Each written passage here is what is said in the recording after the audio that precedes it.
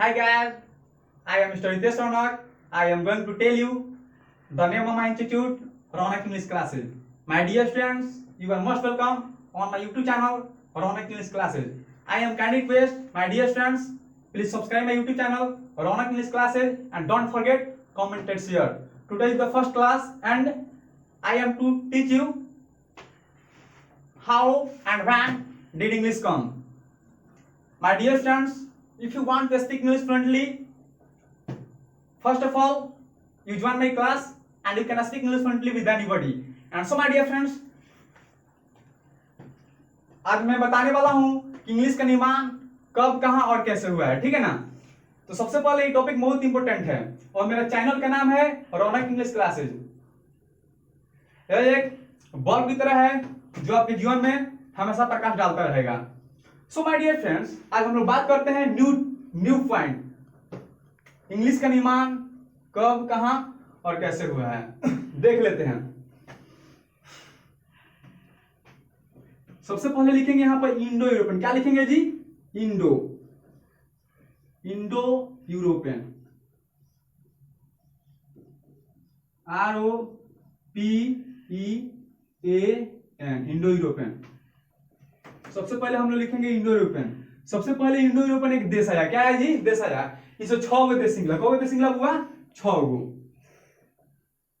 इसे 6 गो देश निकला। पहला था जर्मनी। क्या था हुआ? जर्मनी। और दूसरा था फ्रेंच। तीसरा था ग्रीक।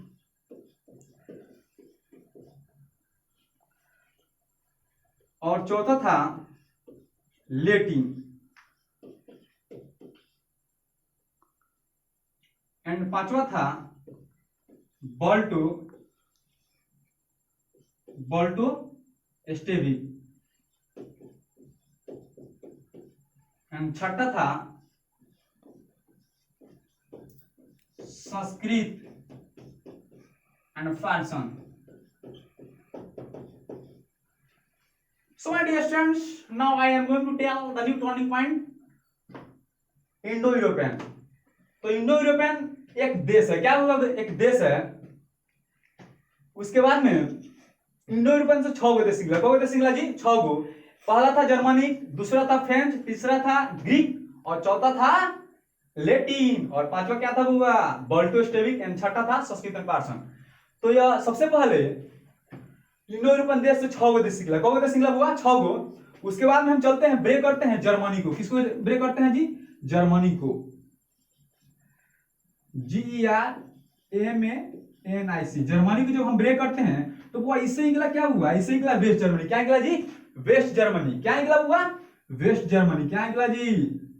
Waste Germany. क्या निकला जी? West Germany. वेस्ट जर्मनी निकला जो ओल्ड इंग्लिश का निर्माण किया। किसका इंग्लिश का निर्माण किया हुआ? ओल्ड इंग्लिश का। कौन इंग्लिश का निर्माण हुआ जी? ओल्ड इंग्लिश का। Old English. ओल्ड इंग्लिश का निर्माण किया।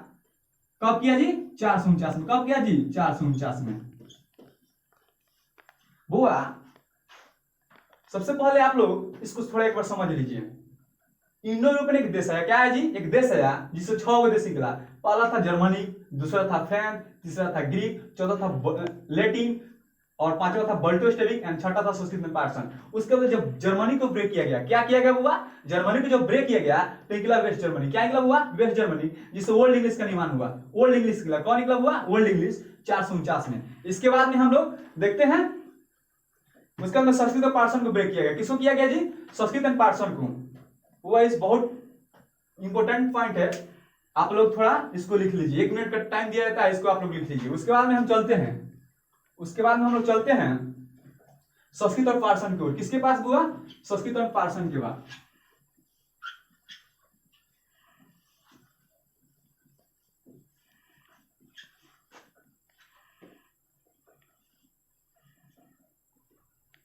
इसके बाद हम लोग चलते हैं संस्कृत और पारसन को। एक हेडिंग बनाइएगा। क्या लिखिएगा? Sanskrit and person. Sanskrit and person. Sanskrit और पारसन को ब्रेक किया गया। इसके पहले हम लोग पढ़ लिए थे, ठीक है ना। इंडो यूरोपियन से 6 देश निकला था, उसको हम लोग पढ़ लिया है, ठीक है ना। उसके बाद में हम लोग ब्रेक करते हैं संस्कृत और पार्सन। किसको ब्रेक करते हैं जी? संस्कृत और पार्सन को। जब संस्कृत और पार्सन को ब्रेक करते हैं तो इससे हुआ मॉडर्न इंडियन लैंग्वेज निकला। क्या निकला जी? मॉडर्न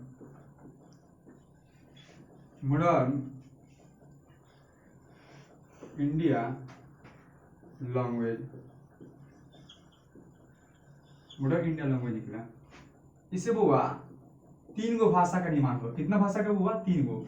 सबसे पहले वो हुआ था हिंदी। क्या था जी? हिंदी। दूसरा था भोजपुरी। क्या था जी? भोजपुरी। और तीसरा था मराठी। क्या था जी? संस्कृत और पार्सन को ब्रेक किया गया तो निकला मॉडर्न इंडिया लैंग्वेज। उसके बाद में इससे 3 भाषा निकला। कितना भाषा निकला जी? 3 भाषा। एक था हिंदी, दूसरा था भोजपुरी और तीसरा था मराठी। उसके बाद में हुआ, हम लोग देखते हैं इंग्लिश किस किस देश से आया, थोड़ा इस पर ध्यान देना जरूरी है, ठीक है ना। सबसे पहले हुआ देखते हैं हम इंग्लिश किस किस देश से निकला। सबसे यहाँ पर हम लोग थोड़ा सा एक हेडिंग बना लेते हैं। क्या बनाते हैं बुआ? हेडिंग। और उसके बाद में लिखते हैं जर्मनी। क्या लिखते हैं बुआ? जर्मनी। और एक था फ्रेंच।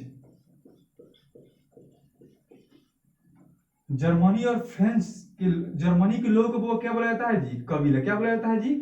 कबीला। और वो फ्रेंच के लोगों को क्या बोला जाता है? कबीला। ये दोनों ने मिलकर ओल्ड इंग्लिश का निर्माण किया। किसका निर्माण किया हुआ? ओल्ड इंग्लिश का। ओल्ड इंग्लिश का। ओल्ड इंग्लिश का निर्माण किया हुआ तो आपका कितना सन में निर्माण किया हुआ? 449 में। कब किया? 449 में। और निर्माण सबसे पहले हुआ जब 2 देश मिलकर, ठीक है ना, और एक चीज का निर्माण करेगा तो झगड़ा तो ऑटोमेटिक होगी कि नहीं होगी जी? झगड़ा होगी। तो सबसे पहले हुआ इस दोनों में सभा हुई। क्या हुई जी? सभा हुई। और क्या बोला गया? एक इसका नाम लिया गया और एक इसका नाम लिया गया। तो इंग्लिश का निर्माण करने वाला कौन था? हुआ एंग्लो सेक्शन। कौन था जी? ANGLO, Anglo Saxon. कौन था हुआ? Anglo section.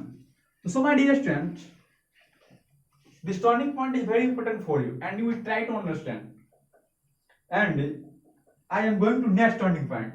सबसे पहले मैं आपसे एक बात बता दूं कि ना गरज किसी का ना वास्ता किसी की, ना गरज किसी का ना वास्ता किसी की, मुझे काम है अपने काम से, तेरी जिक्र से, तेरी फिक्र से, तेरी याद से और तेरी नाम से। एक ही काम से मतलब है कि मैं इंग्लिश को कैसे सीखूं। मैं आपसे चैलेंज करता हूं यार कि आप लोग सिर्फ मेरे क्लास से जुड़े रहिए। मैं आपसे चैलेंज करता हूं कि आप ऑटोमेटिक इंग्लिश बोलिएगा। I am always present with you. मैं हमेशा आपके साथ हूं, ठीक है ना। तो वो सबसे पहले इसके बाद हम देखते हैं जर्मनी और फ्रांस में जब ब्रेक किया गया तो ओल्ड इंग्लिश का निर्माण हुआ। किसका निर्माण हुआ? ओल्ड इंग्लिश का निर्माण हुआ 449 में। कौन किया था? Anglo Saxon. कौन किया था? हुआ एंग्लो सेक्शन। वो इसके बाद में बहुत मजेदार टॉपिक है। क्या वो? बहुत मजेदार टॉपिक है। इसके बारे में थोड़ा जानते हैं पूरा बेहतरीन तरीका से, विदेशी स्टाइल में इसको जानते हैं। कैसे जानते हैं बुआ? इसके बाद में एक हेडिंग बनाइए। क्या बनाएंगे बुआ? हेडिंग बनाइए मस्ती में। इसके बाद में आप हेडिंग बनाइए, इसको लिख लीजिए बुआ, ठीक है। इसके बाद में हम चलते हैं, इसके बाद में हम लोग चलते हैं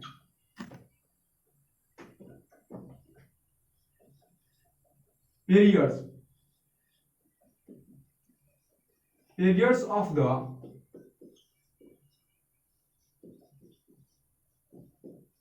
development, periods of the development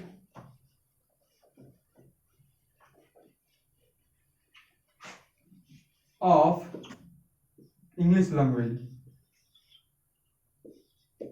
English language. कहता है periods of the development of English language. English भाषा का कैसे विकास हुआ है इसके बारे में हम लोग जानते हैं, ठीक है ना। तो सबसे पहले हुआ इसको हम लोग ब्रेक कर लेते हैं। क्या करते हैं जी? ब्रेक कर लेते हैं। उसके बाद में खूब बढ़िया से वो हेडलाइन बनाइए। क्या बनाइए? वो हेडलाइन बनाइए थोड़ा सा, जैसे मैं लिख रहा हूँ वैसा ही मस्ती में लिखिए, कोई चिंता मत कीजिए, ठीक है ना। जब तक मैं रहूंगा यार चिंता क्या के लिए करते हो। इसके बाद में लिखते हैं ओल्ड इंग्लिश। क्या लिखते हैं? हुआ ओल्ड इंग्लिश। Old English. उसके बाद में आप लोग लिख लीजिए, ठीक है ना, ओल्ड इंग्लिश। उसके बाद में आपका था सबसे पहले ओल्ड इंग्लिश आया। कौन आया? हुआ ओल्ड इंग्लिश। उसके बाद वो इसके पहले हम लोग पढ़े थे जर्मनी और फ्रांस से जो इंग्लिश का निर्माण हुआ था इसके बारे में हम लोग देखते हैं। उसके बाद हम लोग देखते हैं periods of the development of English language, अंग्रेजी भाषा का कैसे कैसे निर्माण हुआ है सबसे पहले देख लेते हैं इसको, ठीक है ना। सबसे पहले उसके बाद में सबसे पहले आया ओल्ड इंग्लिश। क्या हुआ? Old English. कौन आया जी? Old English. उसके बाद में आया था मिडिल इंग्लिश। कौन आया जी? Middle English. और इसके बाद में आया हुआ मॉडर्न इंग्लिश। क्या आया हुआ? Modern English. वो जब ओल्ड इंग्लिश आया था ना, ओल्ड इंग्लिश कब से कब तक बोला गया? थोड़ा इसको ब्रैकेट करके लिखेंगे। क्या करेंगे जी? लिखेंगे 449 से 1066 तक बोला गया। कब तक बोला गया हुआ? 449 से 1066 तक बोला गया। उसके बाद में वो आया था उसके बाद में आया था मिडिल इंग्लिश। क्या आया था हुआ? मिडिल इंग्लिश, जो 1150 से कब से हुआ? 1150 से लेकर 1500 तक बोला गया। कब तक बोला गया जी? 1500 तक। और उसके बाद में आया हुआ मॉडर्न इंग्लिश, वो 1500 से लेकर 1 वर्ष अभी तक बोला जा रहा है ना। उसको इसको न्यू इंग्लिश भी बोला गया। क्या इंग्लिश बोला गया? कौन इंग्लिश हुआ? New English.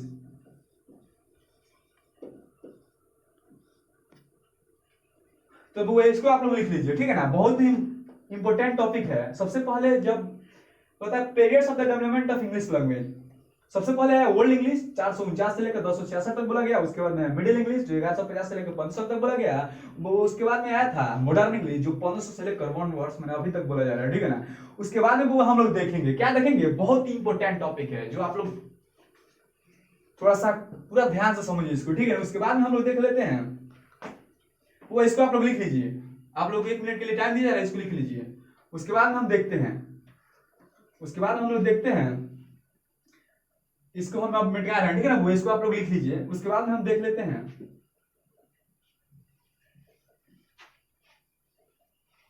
वो कैसे कैसे विकास हुआ है, उसको हम लोग देख लेंगे। उसके बाद में लिखते हैं नेम ऑफ द कंट्री। बहुत ही इंपॉर्टेंट टॉपिक है, बहुत बहुत बहुत इंपॉर्टेंट है। Most important topic for the students. बहुत ही इंपॉर्टेंट टॉपिक है विद्यार्थियों के लिए। थोड़ा सा यू आर केयर, आप लोग थोड़ा यहाँ पर ध्यान दीजिएगा। Look on the board. कहाँ हुआ? आप लोग थोड़ा बोर्ड पर देख लीजिए।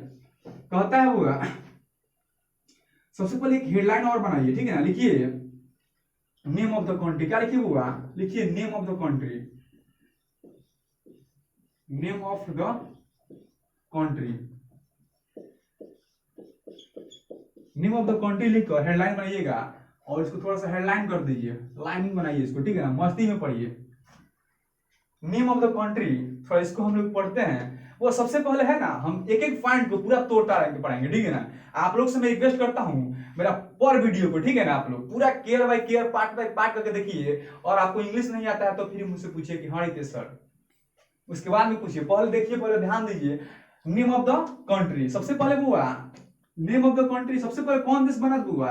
एंग्लेसियन। कौन बना जी? एंग्लेसियन।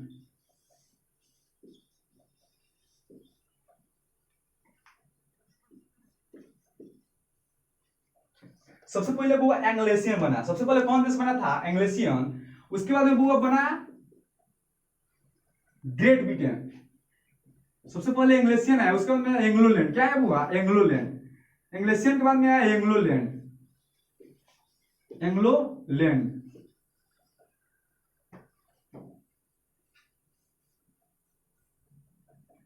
एंग्लोलैंड के बाद आया था great Britain. Great Britain. Great Britain के बाद में आया यूके। कौन आया हुआ? यूके। यूके का फुल फॉर्म होता है, इसको थोड़ा ब्रेक कर लेते हैं, यूनाइटेड। यूनाइटेड। उसके बाद में इसका होता है किंगडम।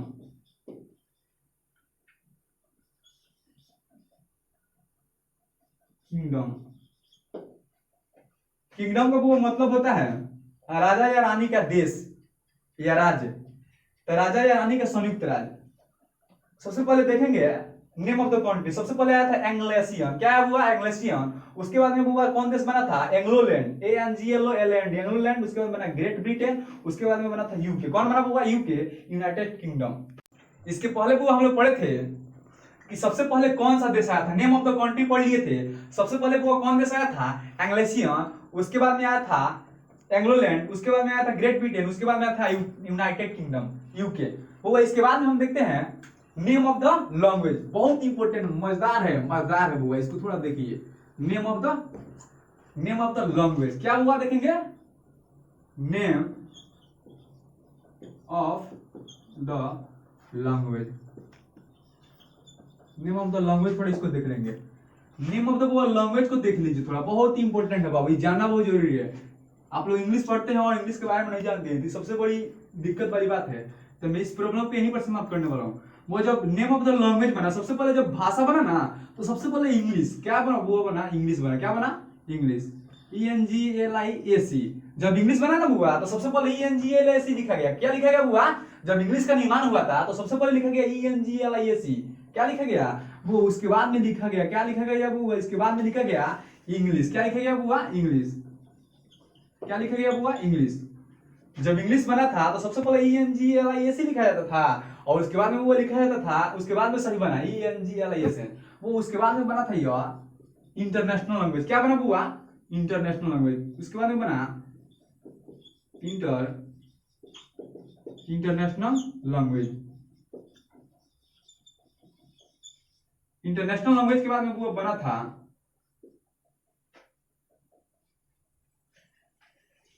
उसके बाद में वो बना इंग्लिश इंटरनेशनल लैंग्वेज। उसके बाद में वो बना link language,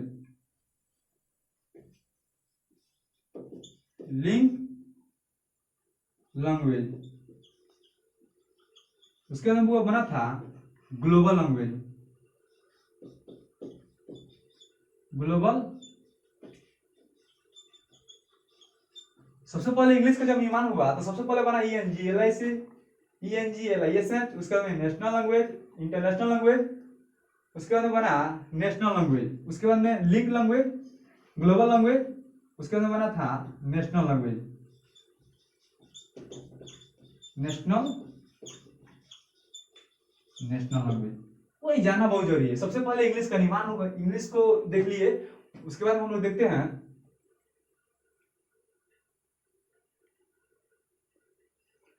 name of the language. हम लोग देख लिए सबसे पहले ENGLISC, उसके बाद बना था इंग्लिश ENGLISN। उसके बाद इंटरनेशनल लैंग्वेज, उसके बाद लिंक लैंग्वेज, ग्लोबल लैंग्वेज और नेशनल लैंग्वेज, ठीक है ना। उसके बाद वो हम लोग देख लेते हैं। उसके बाद हम लोग देख ले रहे हैं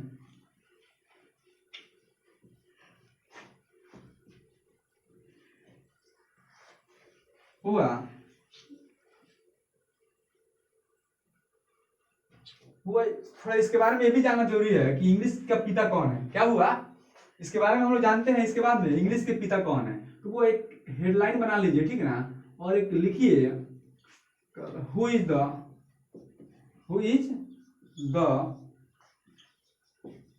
father of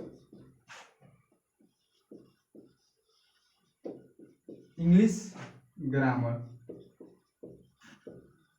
who is the father of English grammar लिखेंगे, ठीक है ना। इंग्लिश ग्रामर के पिता हुआ कौन है, who is the father of English grammar. कौन है हुआ, जेसी नेस्फील्ड। आंसर में लिखिएगा हुआ जेसी नेस्फील्ड। कौन है हुआ, जेसी नेस्फील्ड। उसके बाद हुआ एक और लिख लीजिएगा, who is the father of English literature. Who is the father of English literature. Who is the father of English literature. इसका अब वो कौन किया था, अंग्रेजी साहित्य के पिता कौन है हुआ, जियोफेरी Chaucer.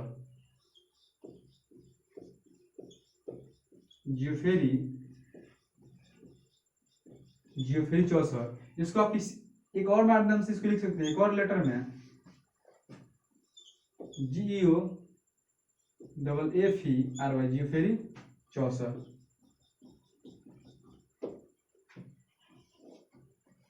Who is the father of English grammar, Angrezi grammar के पिता कौन है, जेसी नेस्फील्ड। कहता who is the father of English literature, Angrezi साहित्य के पिता कौन है, जियोफेरी।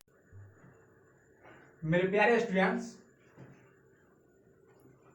अगर मेरा वीडियो आपको समझ में आया हो तो सबसे पहले मेरे चैनल को सब्सक्राइब, कमेंट और शेयर करना मत भूलिए, क्योंकि मेरा चैनल यह एक बल्ब की तरह है जो आपके जीवन में हमेशा प्रकाश डालता रहेगा।